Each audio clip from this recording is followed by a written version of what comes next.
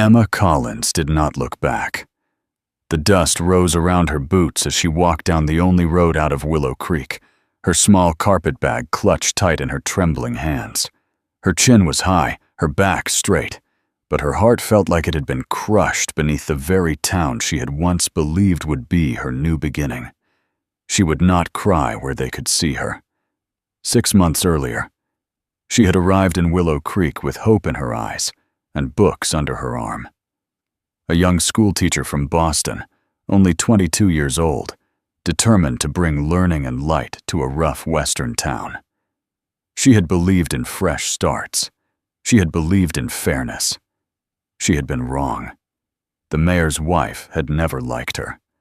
An educated woman who spoke her mind was not welcome in a place that preferred silence from women. Yet when Emma refused the mayor's brother after he cornered her one evening outside the schoolhouse, the whispers began. By the end of the week, lies had spread faster than prairie fire. They said she behaved improperly with a married father. They said she was not fit to teach children. They said she brought Eastern corruption into their town. Not one person had asked her for the truth. This morning, when the school board told her it would be best if she left quietly, she did not argue. There was nothing left to fight for. As she walked past the general store, people stood on the wooden boardwalk watching her. No one called her name. No one said they were sorry. That silence hurt more than the lies. The stagecoach would not come for 3 days. The nearest town, Silverdale, was 30 miles away. Emma did not care. She would walk if she had to. Better to face coyotes than cruel neighbors. Behind her, hoofbeats sounded on the dirt road. She kept walking. The hoofbeats slowed. A horse came alongside her, matching her pace. "Not alone again," a deep voice said gently. Emma stopped. She turned and looked up into the blue eyes of Ethan Everett. He sat tall on his chestnut horse, his wide shoulders outlined by the rising sun. His hat cast a shadow over his face, but his eyes were clear and steady. "Mr. Everett," she said stiffly, "I am perfectly capable of making my own way." He swung down from the saddle with easy grace. At 28, he carried himself like a man who belonged to the land itself. Calm, strong, certain. "I don't doubt that," he said quietly. "But 30 miles of open country isn't safe for anyone, especially not alone." "I'll take my chances," Emma replied, her voice tight. "The coyotes have more honor than this town." Something hardened in Ethan's expression. "I heard what happened," he said. "I don't believe a word of it." That was almost her undoing. One kind sentence, after months of stares and whispers. She looked away quickly. "Your belief doesn't change anything. I can't stay." "I'm not asking you to," she frowned. "I'm asking you to let me ride with you to Silverdale," he continued. "Once you're there, you can take the train wherever you want. I won't stop you." Emma studied him carefully. She had noticed him before, though they had rarely spoken. He kept to himself in town, tipped his hat when they passed, treated her like she mattered, unlike most. "Why would you leave your ranch for 3 days?" she asked. My foreman can manage," Ethan answered simply. "It's the right thing to do." The right thing. She had almost forgotten what that sounded like. Pride told her to refuse, but the open prairie did not care about pride. "Fine," she said at last. "You may escort me. To Silverdale only." A small smile touched his mouth. "Fair enough." He secured her carpet bag to the saddle, then offered his hand. She hesitated only a moment before placing her hand in his. His palm was warm and rough from honest work. He lifted her onto the horse and swung up behind her, careful, respectful. As they rode away from Willow Creek, Emma allowed herself one final glance back. Figures stood watching. Let them watch, she thought. Let them see what they have done. The prairie opened wide before them. Golden grass stretched to the horizon, while the mountains stood distant and silent. They rode in quiet for a long while. Ethan did not press her with questions. He did not try to fill the air with noise. For that, she was grateful. After about an hour, his ranch came into view over a low rise. Emma caught her breath. She had expected something small. Instead, a strong log house stood near tall cottonwoods. A wide barn and corrals stretched behind it. Cattle dotted the rolling land beyond. "It's beautiful," she admitted softly. "My father started it with almost nothing," Ethan said. He believed land was worth more than gold. As they approached, a woman stepped onto the porch. Mrs. Garcia, the housekeeper. Her sharp eyes softened when she saw Emma. "You heard the rumors?" Emma asked quietly once inside. Mrs. Garcia gave a firm nod. "And I do not believe them." The simple words wrapped around Emma like a blanket. She had not realized how badly she needed someone to say that. Over breakfast, plans were made. They would leave at first light. Mrs. Garcia insisted on preparing proper riding clothes and supplies. That night, in a small guest room, Emma lay awake, listening to the sounds of the ranch. Cattle lowing, wind in the trees, voices drifting from the porch below. She heard Mrs. Garcia ask softly, "You admire her?" There was a long pause.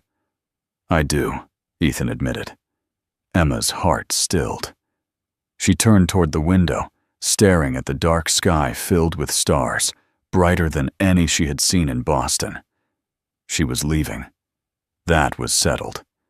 Yet for the first time since the lies began, she did not feel entirely broken. At dawn, but she dressed in the sturdy riding skirt Mrs. Garcia had prepared. Ethan waited outside, horses saddled, coffee steaming in the cool air. "Ready?" he asked. Emma looked east, toward Silverdale, toward escape. "Yes," she said. But as they rode side by side into the wide open country, she could not shake the feeling that something unexpected had begun the moment he had said those words. Not alone again. And for the first time in weeks, she did not feel like she was walking away from everything. She felt like she might be riding toward something instead. The second day on the trail felt different. The prairie was wide and open, but Emma no longer felt swallowed by it. She rode beside Ethan instead of in front of him now, her gray mare steady beneath her. The wind moved gently through the tall grass, and the sky stretched blue and endless above them.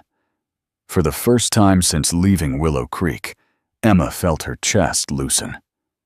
They spoke more that morning. Ethan told her about growing up on the ranch, about learning to ride before he could properly read, about his father, who believed land was a man's true treasure. He spoke simply, without pride, and Emma found herself listening carefully to every word. "And you?" he asked. "Why did you come west?" Emma smiled faintly. "Freedom. In Boston, my life was already planned. Marriage to a proper man, a tidy house, charity visits." She shook her head. "I wanted to matter." "You do," Ethan said quietly. She looked at him then, surprised by how steady his gaze was. He did not say it to comfort her. He said it like a fact. By late afternoon, dark clouds rolled in from the west, and the wind turned sharp and cold.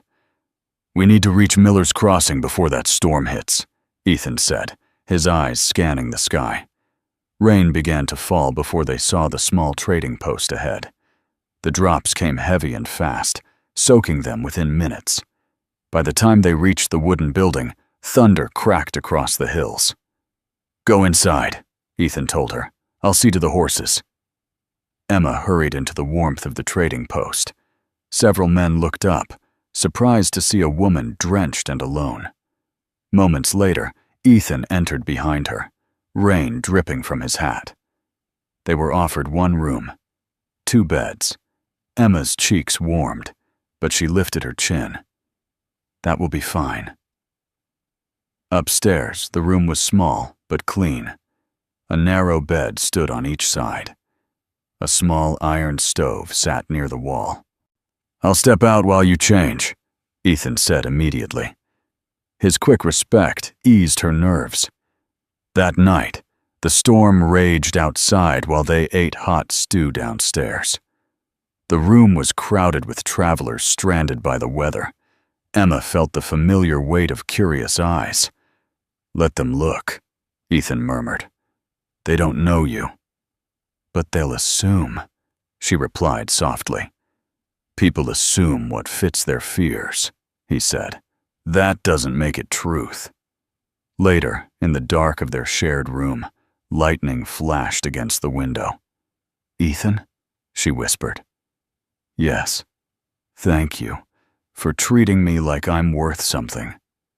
The silence stretched between them. "You are worth something," he said at last. "More than you know." Sleep did not come easily. Emma lay staring at the ceiling, listening to the steady rhythm of his breathing across the room. She was supposed to be leaving this world behind, but her heart was beginning to root itself in it. Morning brought clear skies. The storm had passed. Sunlight poured through the window. Ethan was already gone when she woke. Downstairs, he returned carrying a folded newspaper from Willow Creek. His face was tight. "What is it?" she asked. He handed it to her without speaking. The headline struck her like a blow. The mayor's brother had confessed. The accusations against her had been lies, fabricated out of anger after she rejected him. The town council had voted to clear her name publicly. They were offering her job back. An apology. Emma's hands trembled. She should have felt triumph. Instead, she felt tired. "Will you go back?" Ethan asked carefully. She stared at the paper. "They believed him without question," she said. "They pushed me out without asking for the truth." "They're trying to make it right," he replied. "Too late," she whispered. They left Miller's Crossing and took the high road toward Silverdale. The trail climbed into the hills, offering a wide view of the land below. Everything looked washed clean after the storm. "Home isn't always a place," Ethan said suddenly as they rode. "Sometimes it's who makes you feel like you belong." She glanced at him sharply. "What are you saying?" He was quiet for a long moment. "I'm saying that these past days, I've realized I don't want to say goodbye in Silverdale." Her pulse quickened. He drew his horse closer to hers. "I admired you from afar in Willow Creek," he continued. "But riding beside you, hearing your heart. Emma, I care for you." The wind moved softly around them. She swallowed. "I don't want to say goodbye either," she admitted. They stopped in a quiet clearing to rest the horses. The world felt still. "I don't want you to leave," Ethan said, stepping closer. "Stay at the ranch. Build your school there. Stay with me, not as a guest." He hesitated only a second. "As my wife." Emma's breath caught. It was sudden. It was bold. But it felt right. "You barely know me," she said softly. "I know enough," he answered. She thought of Willow Creek, of whispers, of cold stares. Then she thought of the way he had ridden beside her without hesitation. Not alone again. Tears filled her eyes. "Yes," she whispered. "Yes, Ethan." His smile broke wide and bright as the sunrise. He stepped forward slowly, and giving her time to pull away. She did not. When he kissed her, it was gentle, steady, certain. They did not continue to Silverdale. Instead, they turned their horses back toward Everett Ranch. Emma looked at the wide-open land around them and felt something she had not felt in months. Peace. Willow Creek could keep its apology. She had found something better. They rode home side by side. speaking of a school in the east wing of the house, of children who lived too far from town, of building something stronger than gossip. When the ranch came into view, Mrs. Garcia stood on the porch. She took one look at their faces and smiled knowingly. "Back already?" she called. Ethan grinned. Change of plans. He turned to Emma, his hand warm around hers. "Welcome home." Emma looked at the house, at the land stretching wide and golden under the setting sun. For the first time, she felt like she was not running from anything. She was choosing. And she was not alone. Wait, before we move on, what do you think about the story so far? Drop your thoughts in the comments. I'm really curious to know. Emma never thought she would ride back into Willow Creek with her head high, but she did. The next morning, she and Ethan drove into town in his wagon, not hiding, not rushing, not ashamed. The same wooden building stood along the dusty road. The same faces turned to look at her. Only this time, the whispers were different. The mayor met them outside his office, hat in hand. His face was red with embarrassment. "Miss Collins," he began, "the town owes you an apology." Emma stood tall beside Ethan. "Yeah, I accept your apology," she said calmly. "But I will not be returning to the school." The mayor blinked. "You won't?" "No," she replied. "I am to be married. I'll be opening a school at Everett Ranch for the children who cannot travel to town." Murmurs rose from the people gathered nearby. Married? To Ethan Everett? Emma felt Ethan's steady presence beside her. His hand rested gently at the small of her back. For once, the town's opinions did not shake her. They went to the schoolhouse one last time so she could gather her books. The room was empty, sunlight falling across the small desks where children had once struggled to write their letters. A small voice called her name. She turned to see Sarah Jenkins running toward her, braids bouncing. "Miss Collins!" the girl cried. Are you coming back?" Emma knelt and smiled gently. "I'll still be teaching," she said. "Just somewhere new." Sarah's face brightened. "That's good. Billy Cooper never learned proper because he lives too far out." Emma laughed softly. "Then Billy Cooper will have a place in my classroom." As they drove away from Willow Creek for the last time, Emma did not look back with sadness. She felt free. The wedding took place 2 weeks later under a bright blue sky at Everett Ranch. Neighbors came from miles around. Families who had once struggled without schooling for their children stood proudly in their Sunday clothes. Even a few of her former students made the long ride to see their teacher marry the cowboy who had ridden beside her. Emma wore a simple ivory dress. Her auburn hair was braided and crowned with tiny white flowers. But she did not look like the disgraced teacher who had walked out of town. She looked strong.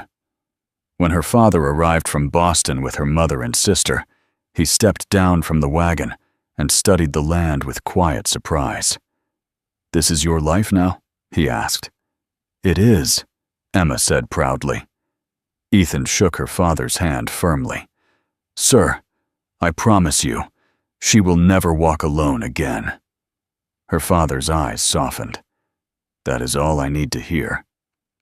Under an arbor of climbing roses, with the prairie wind moving gently around them, Emma and Ethan spoke their vows.